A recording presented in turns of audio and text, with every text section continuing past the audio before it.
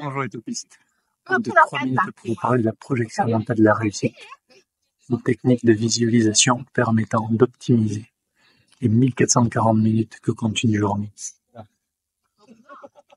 Reléguez ainsi les phrases du type je n'ai pas le temps ou un jour j'aimerais de l'histoire ancienne, car ce n'est pas un problème de temps, mais plutôt la façon dont nous avons de l'utiliser.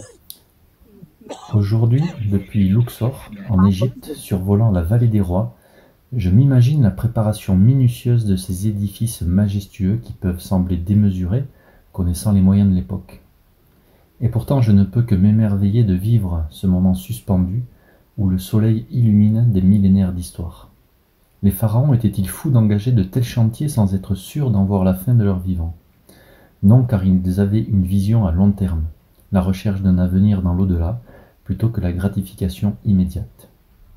Patience, effort pour savourer plus tard quelque chose d'inestimable. Et c'est pour ça que la PMR nous intéresse, dans cette possibilité de mieux gérer son temps, de choisir où l'on veut aller, donc définir son objectif de façon claire et précise. Cette première étape permet de se projeter encore plus loin, c'est-à-dire de traverser l'objectif et entrevoir les bénéfices obtenus après la réussite. Qu'ai-je à gagner à réaliser cela? Cette seconde étape est importante car elle amène à visiter les conséquences positives et donc booster la motivation et l'envie d'entreprendre. À partir de là, il faut se mettre au travail, donc programmer toutes les étapes, identifier les compétences, les moyens à mettre en œuvre pour arriver à cette réussite. C'est à l'issue de ces 3 étapes, la visualisation de la réussite de l'objectif, les bénéfices potentiels obtenus en retour, les différentes étapes pour y parvenir, qu'elles doivent maintenant s'incarner dans l'action. Et c'est pourquoi on vient ancrer toutes les sensations et projections vécues pour mettre en route le processus. En arrivant sur le Caire, je me demande quel type de PMR ont-ils bien pu faire pour fédérer autant de compétences sur ces constructions.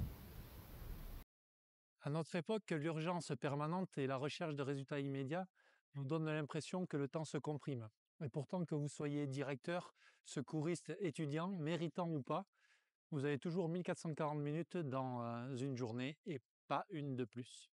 Ce n'est donc pas un problème de quantité, mais de choix. Ne choisissez pas de construire une pyramide pour le lendemain, alors anticipez avec un objectif clair, un plan détaillé, et accepter d'en voir les bénéfices plus tard, c'est certainement le gage de réussite extraordinaire. Alors rêvez, entreprenez et soyez patient. Le seul risque, c'est de faire quelque chose de grand. Et là, franchement, ils n'ont pas rigolé sur le projet. Je vous dis à bientôt.